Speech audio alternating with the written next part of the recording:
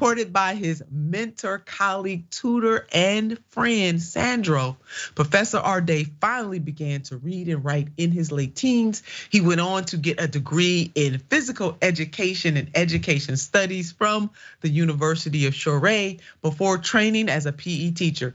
Growing up in a relatively disadvantaged area and then working as a school teacher, he says, gave him firsthand insight into the systemic inequities that youngsters belonging to ethnic minorities faced in education. Jason's story, Professor Arday's story, is remarkable, not only for the way he stood through his trials and tribulations in his early life, but for the history he is making right now. 8 years on, he is poised to become professor of sociology of education at Cambridge. There are currently 5 Black people who are professors at the university. Official figures from the Higher Education Stats Agency shows how in 2021, just 155 of more than 23,000 university professors in the UK were Black. Jessica, this is certainly something worth celebrating, and so proud of him. Yeah, this is such a cool story. I mean, it's really poetic that he is an example of someone who came out of, a position where he was oppressed, and now to have a job dismantling those systems of oppression through educating other people about them and identifying, where change can be made. I think that's really cool. What really struck me in the article is they said, I'm learning to become an academic. And that's really scary, right? Because they have their own language. It's very exclusive. And people who are Black, people who are working class are excluded from academia. And that absolutely needs to change. So it's just so cool that it's a story where it's not someone else pulling out the ladder behind them, but like building stairs for other people to do as he's done as well. Oh yeah, and just what he had to do to endure growing up, he could have given up, and certainly his mother, she didn't give up, on him. She kept pushing and finding ways to help him to learn and to grow, and to really, really, really believe in himself. And that took a lot for him to do it. And it just really reminds me of the African proverb that it certainly takes a village to help one thrive. It takes a village to raise children up. And he is the personification of that. If anybody is ever thinking about giving up, they should not give up.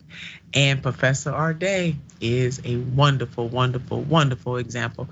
And speaking of wonderful, JB, it was so great to have you in the house today. Cannot wait until you are back again, and let folks know one more time where they can find you.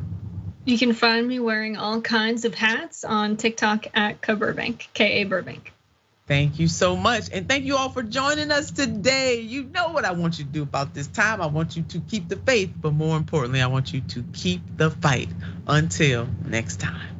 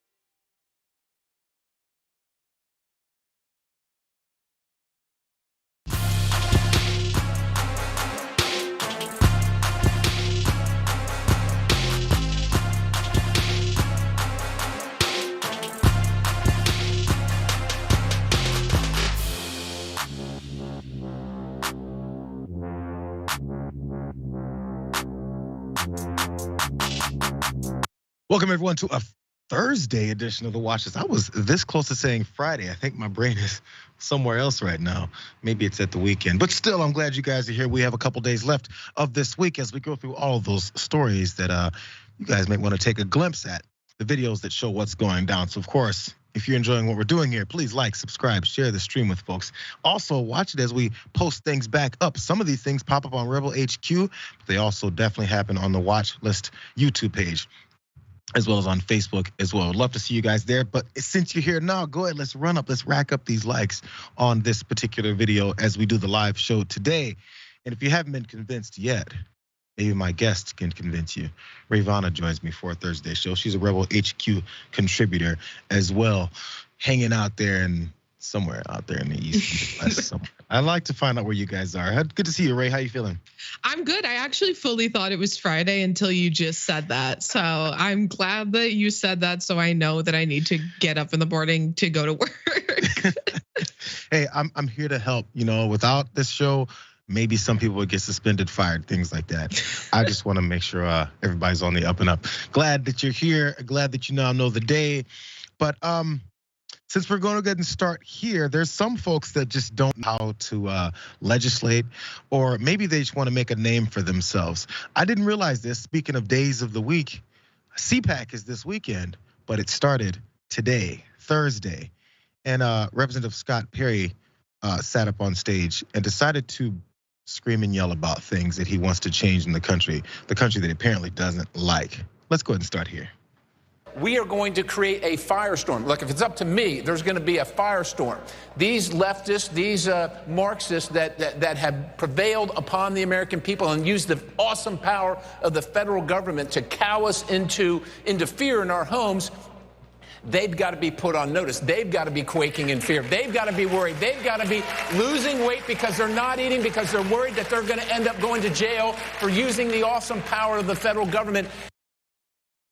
Representative Scott Perry is yelling about his political opponents' fear, losing weight even over the fear of being arrested and jailed.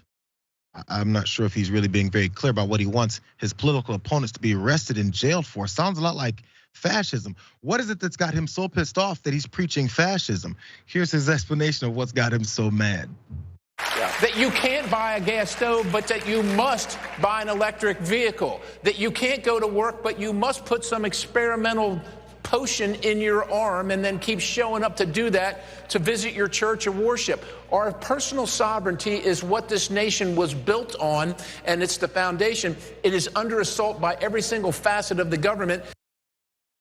It's under assault by every single facet of the government. If you guys didn't catch it, his grievances are the gas-powered stove lie and conspiracy theory that Republicans were pushing around just a couple weeks ago, and also those pesky COVID vaccines. And I mean, I'm not going to bank on it, but I wonder how many of his friends and buddies have gotten that same vaccine that he's ranting about, that apparently these leftists need to be arrested over. Again, he wants to arrest his political opponents. Does that sound like America to you? Does that sound like fascism to you? But he's not done. How about bragging about his abuse of power, his potential abuse of power? Because this is how apparently Republican leadership leads these days. Let me scream about how I'm going to abuse the positions that I've been given. Watch. And if they're not interested in showing up in Mr. Jordan's hearing, you know what? I'm in charge now in the Transportation Committee of Federal Leases. Isn't that something? I wonder whose leases might be coming. Well, we're taking a look at the list. It's going to be awesome when they go from a big building to about, I don't know, that space on the square there, Todd. That'd be awesome, wouldn't it? I love it. Like, we got to fight on every corner, ladies and gentlemen. They got to fight on every corner.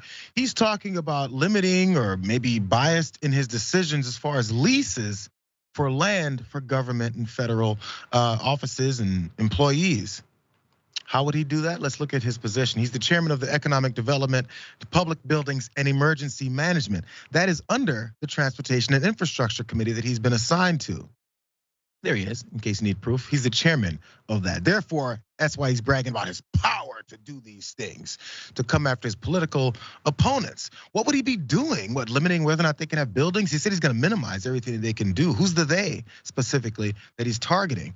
By the way, this subcommittee has jurisdiction, just the details of what they can do, over public buildings, federal real estate programs, and the public building services of the General Services Administration, which is the civilian landlord of the federal government.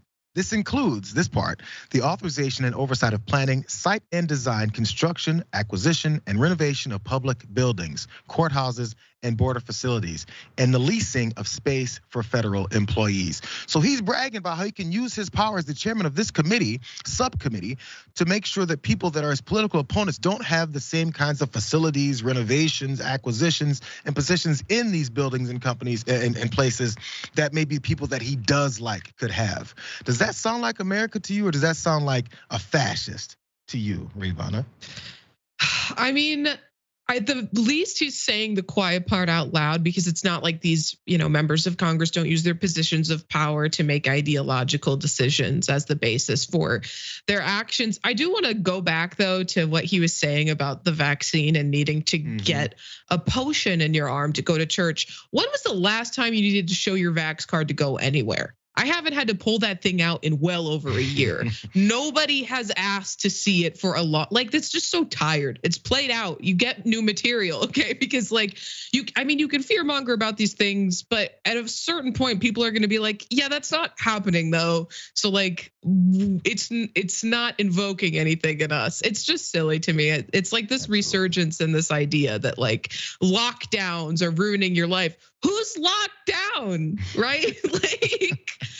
It's over. The virus isn't over, but they've stopped with these public health measures. Even in these lib states like California, which by the way, you saw his insert there when he's talking about viruses and COVID vaccines.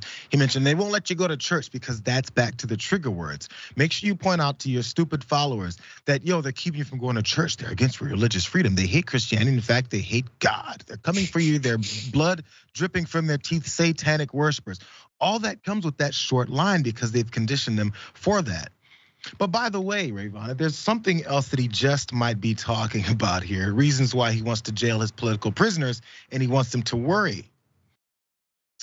His own potential criminality when it comes to the things that he's kept on his cell phone. Let's watch this. Remember this from last year? As you will see, Representative Perry contacted the White House in the weeks after January 6th to seek a presidential pardon. Multiple other Republican congressmen also sought presidential pardons for their roles in attempting to overturn the 2020 election. That was from the January 6th committee hearings back in June, talking about how Scott Perry, that same Scott Perry that wants to arrest political opponents, about how he was asking for a pardon after his part of January 6th communications. Let's go to some of those details because this is what he's trying to avoid. Perry was a major actor in the then President Trump's attempt to overturn that election, connecting Trump with Jeffrey Clark, an official in the Department of Justice who supported Trump's efforts. We're gonna get to a few more details about Jeffrey Clark in case you guys forgot who that guy is. Cheney on Thursday, back when this happened, when that video was happening, talked about how close the former president came to appointing Clark as acting attorney general, and that the former president wanted Clark to send a letter to Georgia and 5 other states, saying that the US Department of Justice had, quote, identified significant concerns that may have impacted the outcome of the election. In other words, sowing more doubt into folks' belief that the election was actually real. And Cheney pointed out that letter is a lie. Now back to Perry. He's now the chair of the pro-Trump House Freedom Caucus, again, back in June of last year, repeatedly pushing Trump's chief of staff at the time, Mark Meadows, to implement the plan to sow doubt in the election results. Perry has not been complying with the subpoena for his testimony, and as Politico reported again back last year that the select committee was told that Mark Meadows, who Perry was talking to, burned papers after meeting with Perry in his office at the White House. Burned it. Have you heard Donald Trump talking about Mark Meadows burning papers after he met with other folks that were surrounding and they were talking about plans of overturning this election? I've heard him talking about acid washing cell phone records and things like that. Haven't heard him talking about burning papers. But you know what? The problem that Perry's having is that as of late last week, a judge rejected his efforts to keep his cell phone communications with these folks who were openly looking to overturn the election secret. He doesn't want them to know what he's been saying to them. So maybe it's him, Ray, that has been sitting in the corner of his room, not eating his Cheerios in the morning, and has been starving himself, worried about how they're coming for his potentially criminal ass. Listen, JR, I think you're just making a little bit of a leap here. You know, he only asked for a presidential pardon and documents were only burned after a meeting. I mean, all of that only suggests that these people are so innocent. I mean, that really is like, it is exactly what you're saying. It's projection, right? His idea in his mind is, I have to jail my political opponents before they jail me for the actual illegal things that I have done in my position. I mean, you know, at least CPAC is starting off with the bang. I was just thinking that when this whole thing, I said CPAC, I thought was starting tomorrow, and instead we got these types of things happening today. Now, the last question, I guess, is whether or not he's, if anyone actually brings this to his attention, how hypocritical this is and anti-American, he'll go, but I was joking. I was on stage riling up a bunch of people in the crowd. It always goes back to joking or not really meant that, or what do you think? Because again, he's the head of this committee that he wants to do all this stuff on. And I'm not sure his power levels of actually being able to carry these things out. He just wants to tell a bunch of folks, yo, I hate this country. That's what he's saying. Let's jump to this next story. Speaking of folks who hate citizens of this country, let's focus in a little bit on Missouri here. This is what went down there. Therefore, we must keep our educational instruction pure without the political nuances. Who is Martha Washington? His wife. Under your bill, how could you mention that in a classroom? So to me, that's not sexual orientation. Really? So it's only really certain sexual orientations that you want prohibited from introduction in the classroom. You have language to make that better, to make it where you're not talking. Lady, I didn't introduce your bill. Okay. Could it be mentioned under the plain reading language of your bill? Is that a no?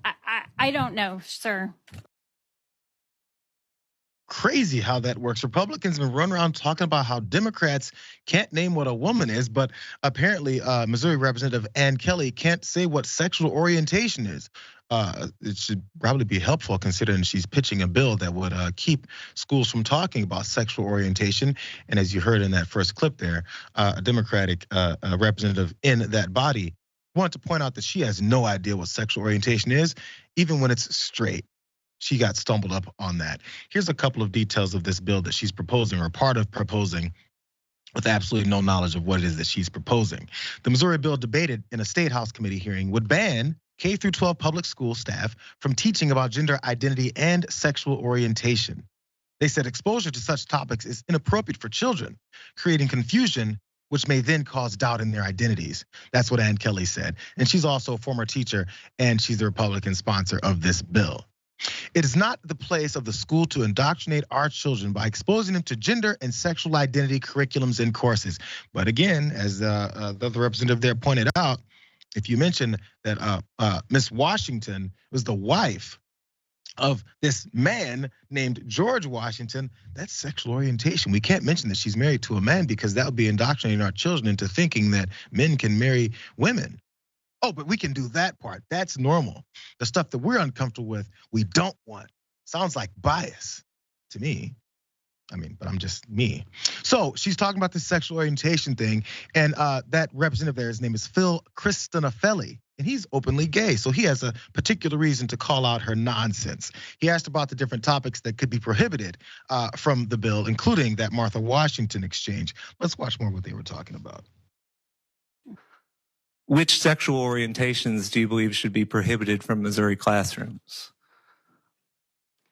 I'll have a moral compass. And my moral compass is compared with the Bible. You can believe something without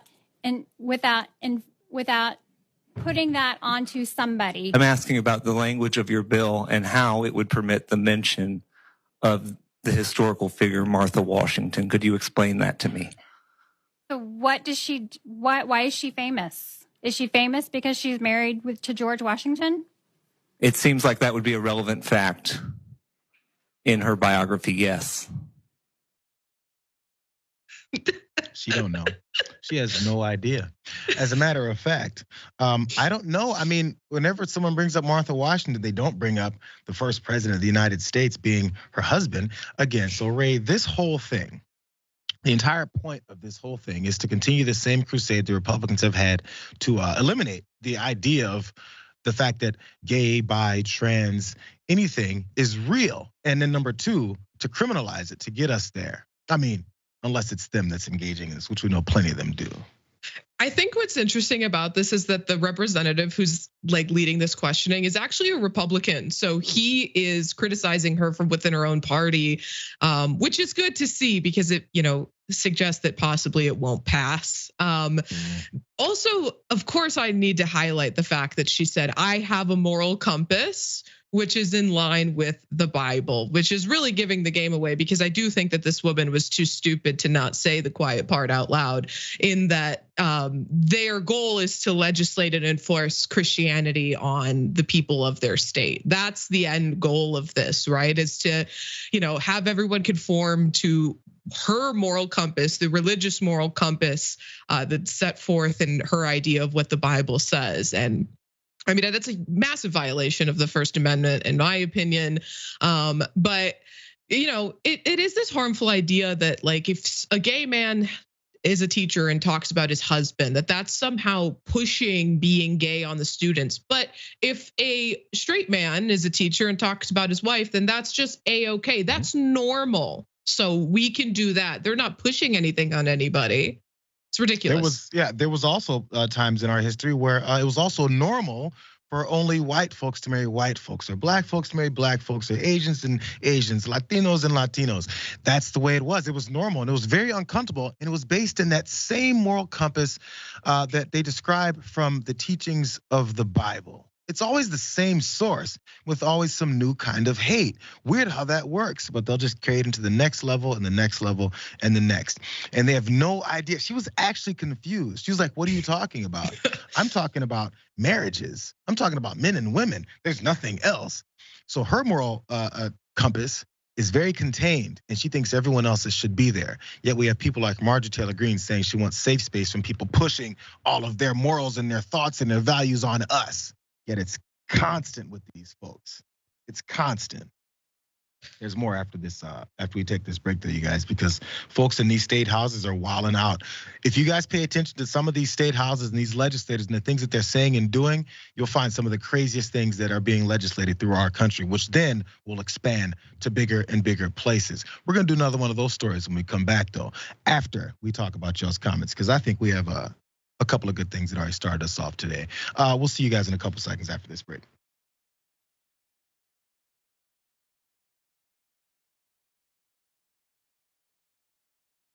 Our generation actually has a voice to say who we want. For the first time ever, we are the biggest voting bloc in America. One of the people we've been talking about for months and months will be the president of the United States for the next 4 years. And for a lot of us, this is the first time that we're ever going to vote. Do you have any idea how much of a difference 4 years makes? The action that we take right now doesn't just affect us right now. Discussion is important, but words aren't the only thing. You have to take action. So that we can actually affect real change instead of just talking about it. Get out there and take a part in making a difference. Every voice really does matter, whether young or old, especially young people. Get out there and vote, damn it. Now, more than ever, we can make a change. I'm gonna vote because I want this country to be different. I don't want the older generation to decide our future. I want to make this world a better place for my son.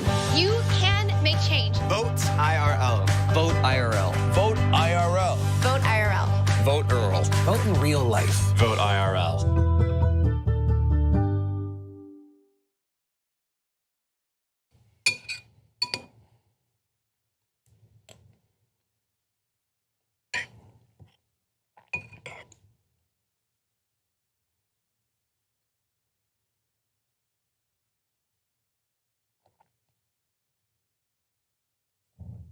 Can we eat in here?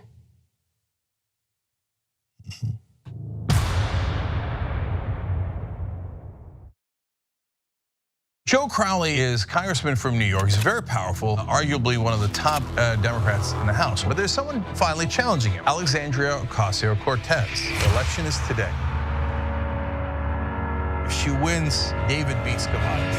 Alexandria Ocasio-Cortez has defeated Joe Crowley. You made that happen. You're David. You just beat Goliath tonight. 2018 is a warm-up act.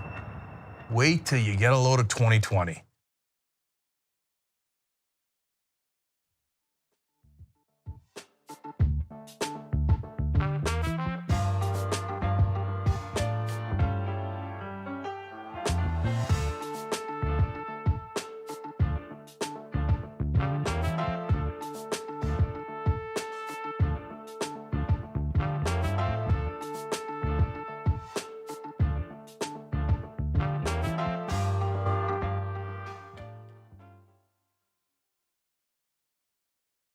Back on the watch list, you guys. Let's get a few of your comments here. I think a couple of these I might need some explanations for, so see if you can help me out here, Ray. TYT members over on TYT, Handy Manny says, Taco Bell never asks for your proof of vaccinations. Well, before going to work, I think this is maybe a work thing because the stupid ass Scott Perry said, it's keeping people from going to work. I don't know if it's maybe they're saying that Taco Bell is their church. Or you need a vaccination of a different kind after you have Taco Bell. No, I kind of want some Taco Bell. Lynn, TYT member, says, don't worry, Rayyvana. No one asked Scott Perry to pull it out either. Damn, man, you guys are raw today. Frugal Dragon says, and this is a former teacher, probably not of history. That's Ann Kelly out in Missouri, since she's espousing her beliefs about her morality and Jesus. Over on Twitch, love you guys on Twitch. Mind Grifter says, double Ray. I guess double Ray. I filled in last minute for Dr. Richie today, so it is double Ray day. Jesus. Well, these are things I didn't know. Sorry to have you all over the place. No, today. It's fine. I love it. Ray is ready to go. I had no idea. Oh, and here's Neon Death 07 says, Ray again. Well, she's all over the place. And C Prince Reborn Dragon says, she clocked in today. Absolutely. Lastly, over on YouTube, you guys, Neil Mick. This is the second one I think I need help with. Martha Washington invented nipple clips. George Santos helped. I have no idea if that's true or not. Here. I feel like this is all you. You don't get these comments until you show up on my show. Let's go ahead and move on to this next thing. See what kind of craziness we can pull from this. This now out of Texas, and it's a story you probably won't be surprised by, but I'm glad that it keeps surfacing. Let's go here. Check out this guy. His name is Nathan.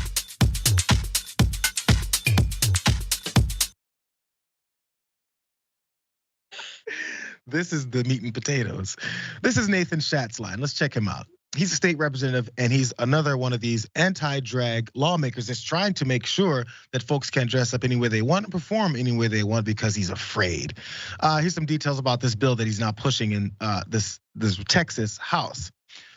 It's HB 1266. And doesn't just create hurdles for, quote, sexually explicit drag shows. It seeks to denote any kind of business that allows on-premises consumption of alcoholic beverages and performances by a person wearing any clothing or makeup not stereotypical to their born sex as, quote, sexually oriented businesses. So anyone, any businesses that actually have alcohol being served, they have to have all these different measures and levels. And of course, they raise them up to basically things of strip clubs and things like that, where it's sexually oriented businesses, things like that. Well, again, this is based on drag. So now let's go to that fun part. Here's a little bit of the dessert, because there was a video that was being run, and maybe you can recognize one of the people in it.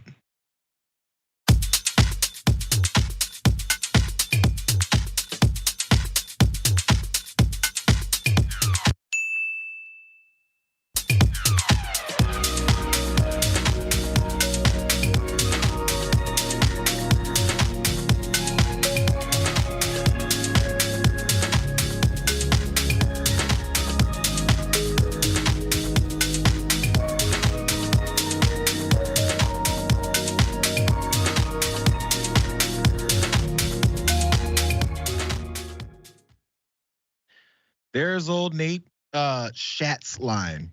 He's the guy in the dress. He's the one that's parading around, arms locked and loaded with these other folks in gorilla costumes and all these things. It looks almost like what's the word? A performance, and it almost looks like he's wearing a dress. And I believe, I can't look at his records, but probably born as a male. Again, I think that bill that he's helping propose says that you can't wear clothing or makeup not stereotypical to their born sex.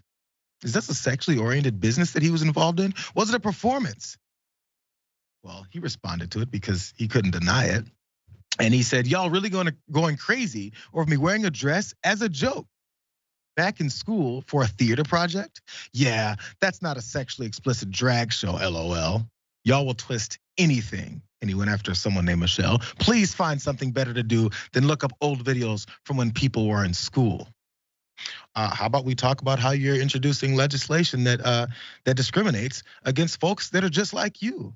They just had doing it for different reasons. You're doing it because you think it was a joke and it was fun. Guess what? Some folks perform in drag and they do it for fun. And sometimes there's entertainment involved. Other times there's music going as well. And then they wear dresses or any other kind of clothing that they damn well feel like it for said performances. And you know what? Sometimes it's a joke, but it doesn't apply to this guy because he's a hateful person. He's a bigot. So if you're a hateful person and a bigot, you get to be hypocritical as F is what you get to be. So let's not forget though, Ray, earlier this week, this is the second person that has been exposed for dressing in drag in the past, yet introducing and looking to pass bills that will discriminate against folks who do the same damn thing. It's over and over and over again. It's not just George Santos.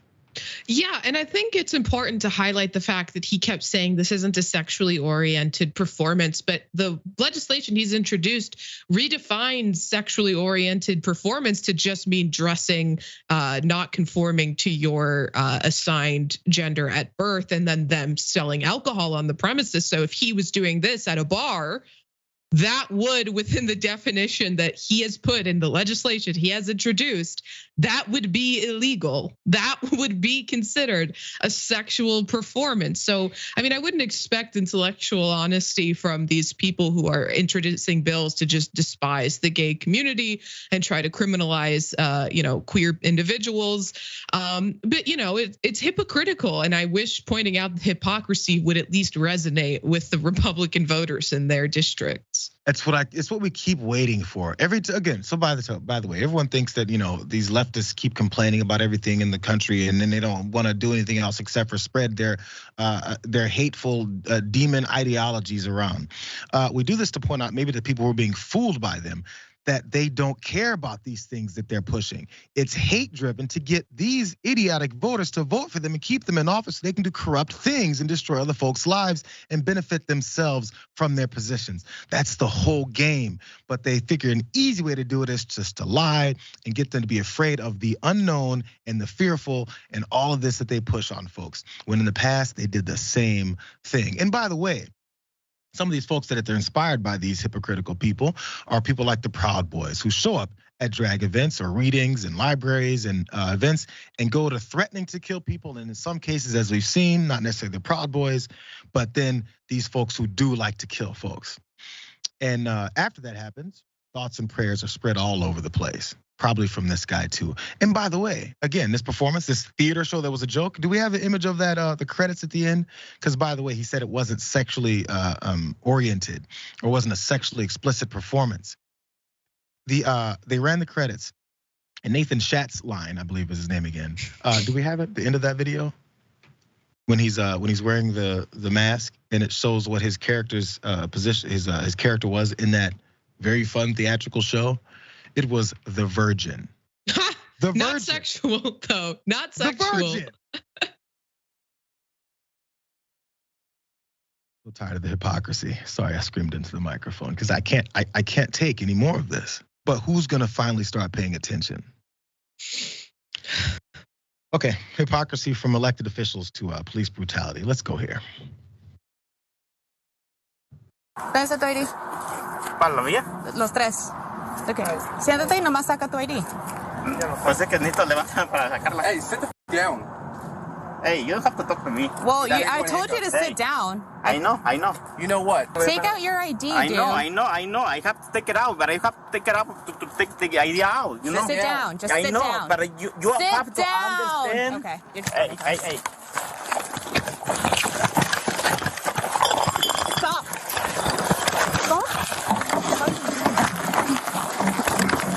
Put on the ground, dude. 32, we got one uncooperative. See that man sitting on the curb with beer bottles next to him, standing up? That was apparently threatening enough for these police officers to jump on him and assault him to this degree. His name, he's been identified at least as Mateo, and he explained to the cops as he was sitting there, as they asked for his identification, because it was in his back pocket where many people keep their identification, that he has to stand up to get to it. Because not sure if they know this, but when you're sitting down and your ID is in your back pocket, you can't pull it out. I'm just since they couldn't get that part, because he explained it to them, but instead an assault took place. Here's an image of them putting him into the car afterwards to show just how devastating that assault was. I mean, probably won't show it all, but yeah, his face is super bloodied there because they assaulted him. But afterwards, instead of seeing images like that and going, wow, is that really necessary? Instead, they found it funny. Watch more. And do anything. Really. And do anything. Why you do that? In the car. Right. His face is blown out. He got a bad day. How you doing? Okay.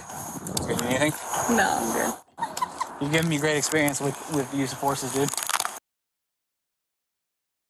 It's great experience with uses of force. Again, this is the training that goes in. We've heard other rookie cops or newer cops that end up in these situations with someone who's well-versed in beating up civilians. And he goes, this is my experience now. He's openly saying it. I'm gonna handle things that way going forward. We're seeing it in real time.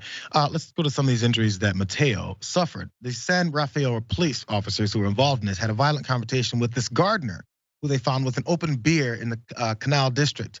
The man suffered a broken nose, a concussion, and a shoulder injury that required surgery.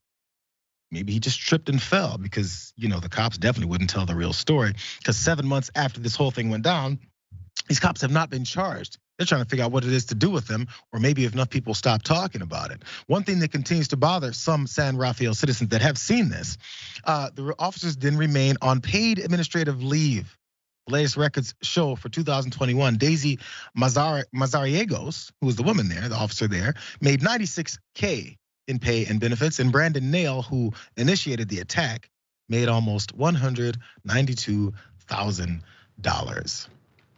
The other important issue here, though, is that whether the officers lied on their reports, because of course, they both wrote that Mateo tried to get Nail, who was the male officer, in a headlock. But you guys just saw the video.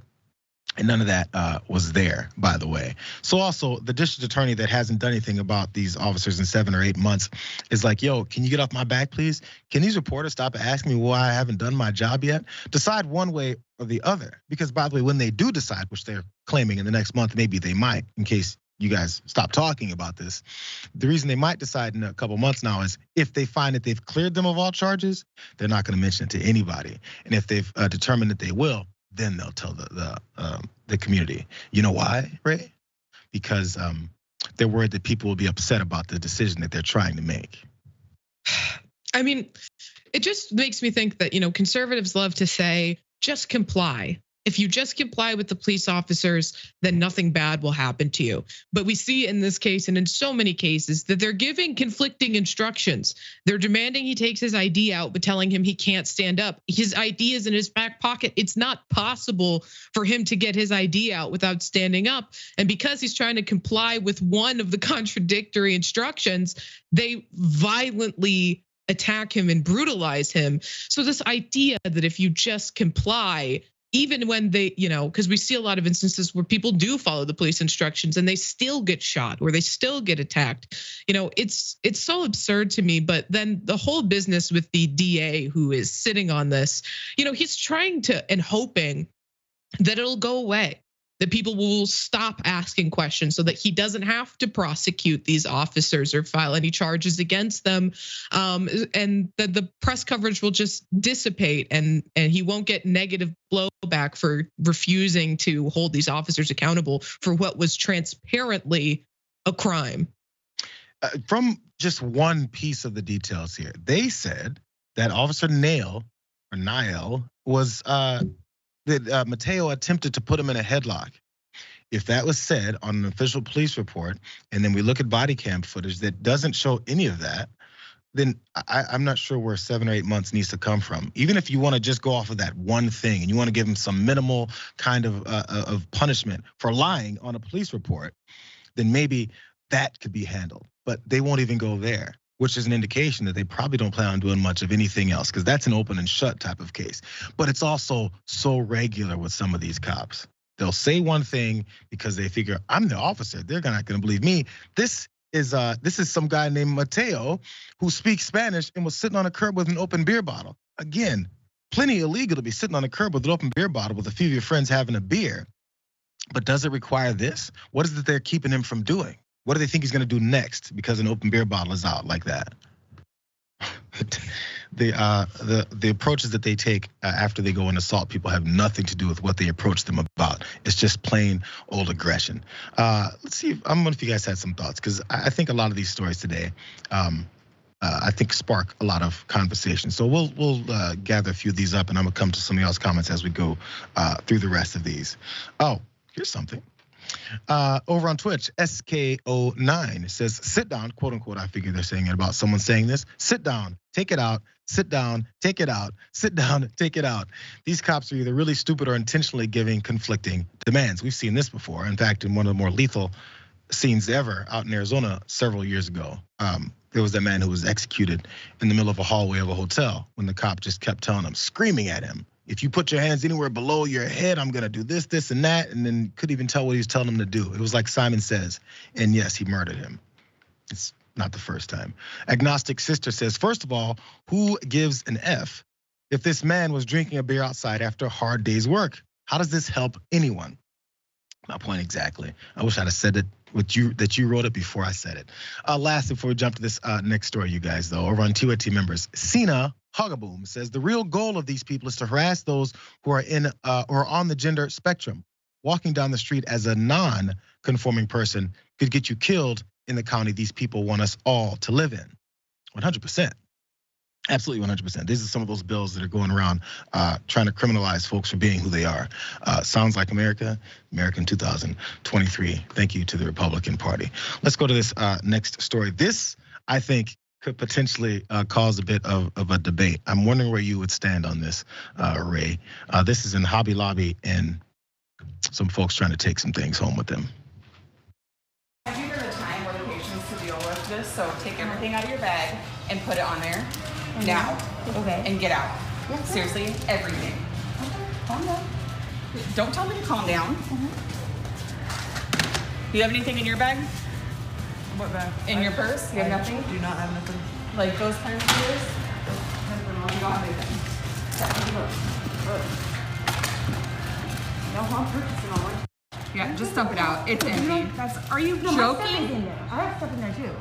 Your whole purse is full of this stuff. You think I wasn't gonna? No. You're touching it. You just ripped my jacket. Give me the stuff. What? Oh my God, get off me. You're ripping my jacket. I don't care. You're assaulting me. Hey, you're assaulting her.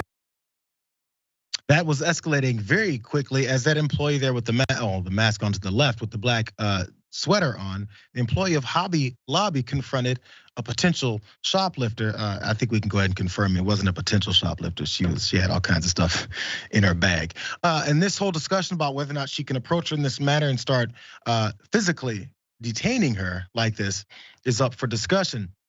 Because after she made her dump her purse out, as you saw on the desk there, she said, wait, I think you have a few more things, because it kept going. Watch. Call him right now. Call him right now. Oh my God, you took my bag. Hey! Stop. Get out. Oh, don't hurt me. Get out. Please don't hurt me. Please don't hurt me. I'll board. Call the police. Stop hurting me. Call the police. Please don't hurt me. Instead of recording me, call the police. I'll pour it out. Please, you ripped my jacket. I'll pour it out. Dump it out right now. I will. I'm not letting go. I will pour it I'm out. not letting go. Dump it out. Stop hurting me.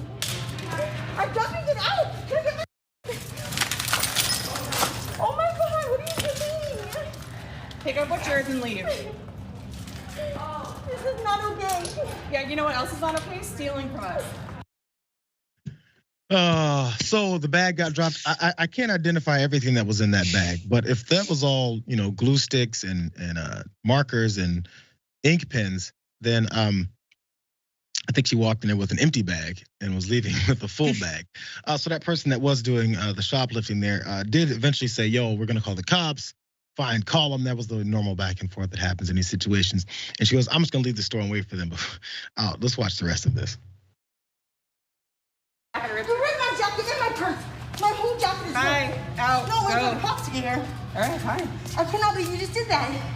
Look, you ripped my bag. We have everything on camera. So That's fine. You assaulting me, ma'am. This is not okay. You know what Neither else is not stealing okay? from us. Come on, give me Oh my your God, give me stuff. Mom's got there waiting for the issue. cops. She literally scratched me. I'm believing me. Right. No, really, I am. Okay. All right. Yeah, you're going to Bye. Debate time. I want you guys to tell me what you think in the comments, but also first, a few people that were watching this from one of the original sources had their own. I'm gonna read one before I open it up to you, Ray. This one particular random person with a no name here said, "Normally I agree with you, but letting these people just walk out with items from your store sets that store up to be a target, and they will not stop." I mean, that's one stance about it. What are you thinking, Ray? First of all, I think that she is the Mary Poppins of petty larceny. I love the fact that her bag is seemingly bottomless and just continues to ooze craft supplies. I'm glad that we're doing this story because I actually debated it in the production meeting for Indisputable and chose not to because I couldn't decide how I felt about it. On the one hand, don't steal, especially to that extent from a store. On the other hand, the store employee really shouldn't be putting her hands on her. Like, it's not, you're making what, like minimum wage working for Hobby Lobby, like call the police, let them handle it. This is really not your business to intervene, especially to physically put your hands on her. You really don't have the, authority to do that. And if she did scratch her, there is some chance that she's potentially opening herself up to litigation. How that would end, I don't know. But, you are, and also, you don't know. God forbid, I don't think that would have happened in this case. But let's say she had a gun. Like, why are you risking your life to stop someone from stealing from a massive corporation that really does not care that much about you? So, like, if, in my opinion, the employee should have just called the cops, told them what was going on, let them handle it. On the other hand, it's goofy how much stuff this woman had shoved into her purse. What's she gonna do with it? Sometimes when people steal or try to steal so many things from a store or whatever, or there's particular items. There was a guy from a Home Depot he did last year. He was confronted in the parking lot by like 4 guys, and they all snatched him around and took these like power saws or something, drills out of his bag. And that stuff is worth a few $100. Several, maybe even, depending on the quality and brand name, right? So there's the resale factor, man. I feel like I saw glue sticks, bro, and white out. It's like you can't, like, and a lot of it. Like, maybe if you have your home office has been depleted and you're trying to fill up the pen section, yes, you may steal a couple of pens. But geez, man, where is this going? Why? I mean, at that point, it just seems like she might be a kleptomaniac, like, because you don't need all that stuff. And it's not, there's not a high resale value on any of that stuff. So, like, there's a chance that she's just, addicted to stealing and needs to work on that on her own. But I mean, yeah, like, you don't have enough stuff to glue for all of the glue sticks you've taken.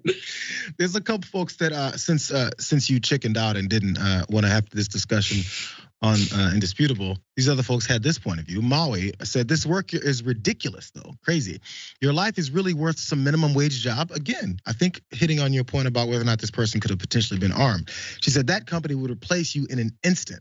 Yeah. And also lastly, Claire, this random lady named Claire says, "If you want to act like a cop, go be a cop. You're an arts and craft store employee acting like this, laughing my ass off. You think you're a hero." Can I also just say that she has potentially created an opportunity for Hobby Lobby to fire her because she thinks that she's standing in defense of the store. But if they think that her actions could potentially result in a lawsuit from the woman who was trying to steal, now you might lose your job because you decided to risk it all for a lot of glue sticks. Would 100 be the worst case scenario for this employee? After thinking they're like, I'm gonna get a commendation for this, they're gonna give me a raise, maybe promote me because they know I'm really standing up for the company. But yeah, there's many things that could happen. I don't know. I don't run a company or a retail store, but I feel like there's a degree to some of them, especially this size, they have mechanisms in place where if they lose this $72 worth of products that she was stealing out of there, they'll be okay. Or in some form, it can be recouped. They'll be okay. Just now, if you go into a little convenience store where it's like this guy's been running for 35 years and it's just him and he lives in the apartment above, that's like his stuff, and he's gonna lose it. He's trying to sell it. So that's a whole different scenario, and that's when you'll find guys that are behind those counters with weapons. We saw it at some little smoke shop out in Vegas last year as well too. That was a horrible video. We saw that happening too. A last thought on this though. I had a friend that worked he used to be one of those yellow shirt Best Buy guys at the door that check your receipts and make sure you ain't taking nothing. And I asked him before, I said, no, he told me a story of somebody who ran by him with something under his arm like way a running back would run. And I was like, oh man, I've never seen this happen at Best Buy. You guys sit there all day and bug people.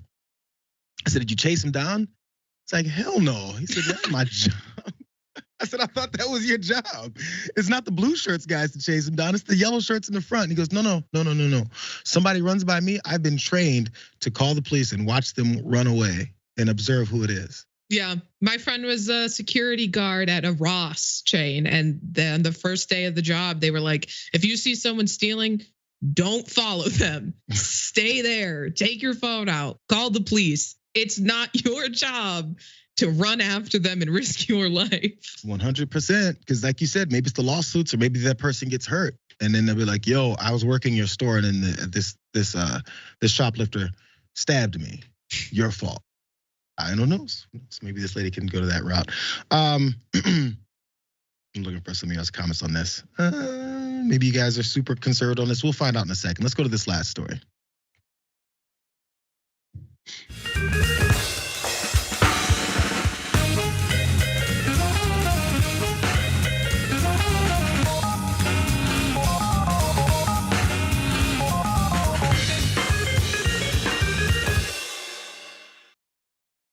That guy's name is Sean Morrow. And if you guys didn't catch this quickly as he threw that out there, there's news. Eli Lilly, the pharmaceutical giant, is cutting their insulin costs by 70%.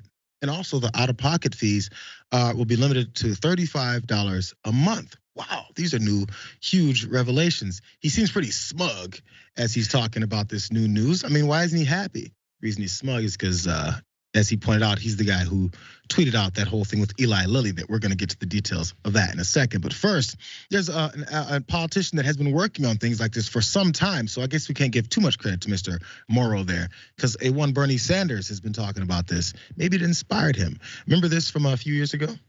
As some of you may recall, in 2019, I took a busload of folks who were diabetics from Detroit, Michigan to an hour north into Windsor, Ontario in order to buy insulin. And what these diabetics found is they could buy the exact same insulin products in Canada for 1/10 of the price they were paying in the United States. And I will never forget tears welling up in the eyes of some of these people.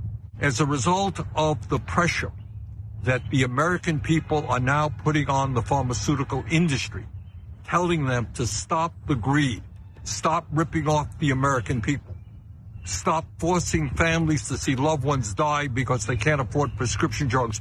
As a result of all of that, what we saw today is Eli Lilly substantially lowered the price they're going to be charging for insulin. So there's the Bernie Sanders line of this as he was showing people what it is they could be living like versus what it is that they're dealing with instead. Let's go back to Mr. Sean Morrow, who was in that first clip, who set up that fake Eli Lilly account and did this, if you guys remember. The Eli Lilly and Company with the check at the time after after Elon Musk took over Twitter and allowed everyone to just impersonate folks with no recourse. And then he wrote, "We are excited to announce insulin is free now." And then everything went crazy. People started wondering. Headlines like this one from the Washington Post started circulating. A fake tweet sparked panic at Eli Lilly and may have cost Twitter millions. It definitely cost Eli Lilly potentially billions in stock, and then made people wonder, well, wait a second. How come insulin isn't free, or how come it isn't cheap in all these other realms? Because this is the United States of America. I thought we were so much more privileged, and we spend all of our tax money and many of this development, and we're paying more exorbitant amounts for our damn health. Crazy how that works. Because Sean, again, Morrow pointed out the aftermath of that tweet and the response to it, and how happy he is that this has happened. Watch that.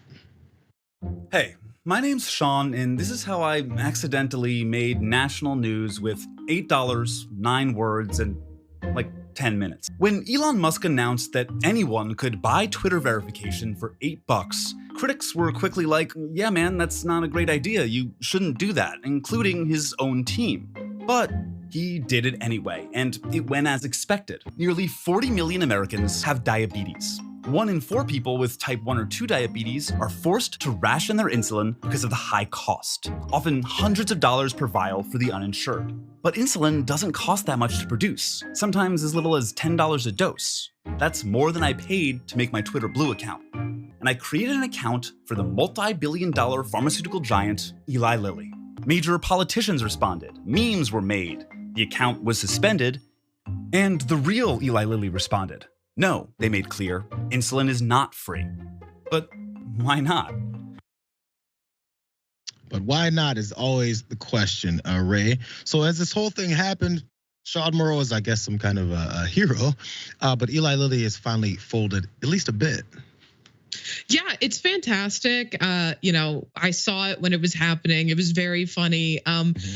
And so to see, especially through the tireless efforts of Bernie Sanders and other, politicians who have been fighting to, check the pharmaceutical companies in this country that put profits over people, to see the fruits of that borne out is really great. And to know that so many people who rely on insulin, who are diabetic in America now, might not have to ration it anymore, or go, without it, or be unable to afford, this dire medication that's necessary to their lives.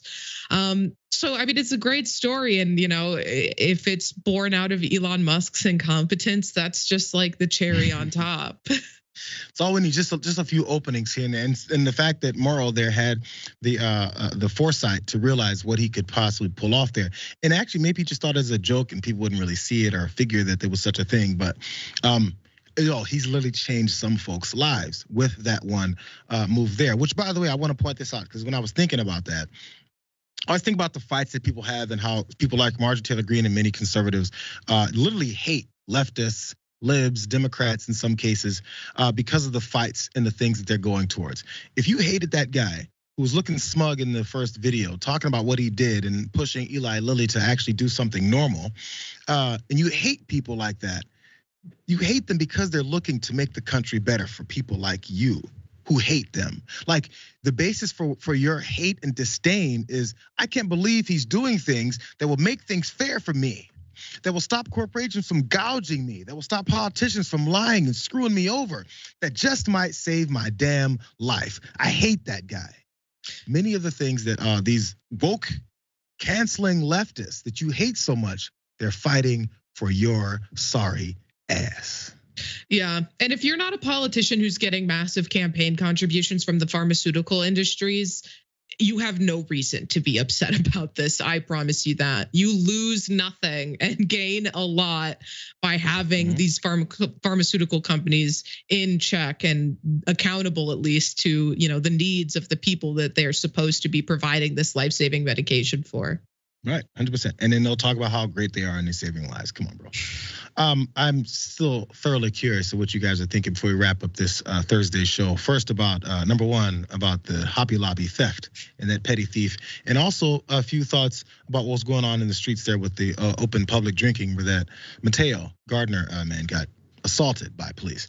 Over on YouTube, you guys, Vicky Klee says, not drinking in public feels like a real hangover from prohibition.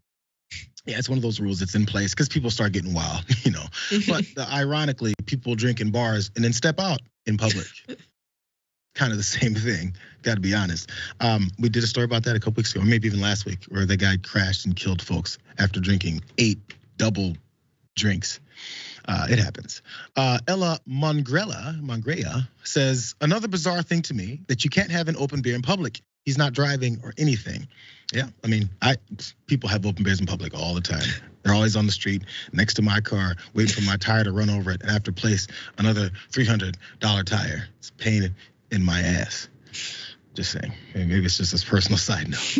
A little bit on the theft. Amanda Tucker says no corporation in their right mind would allow this kind of confrontational approach because this is grounds for a lawsuit.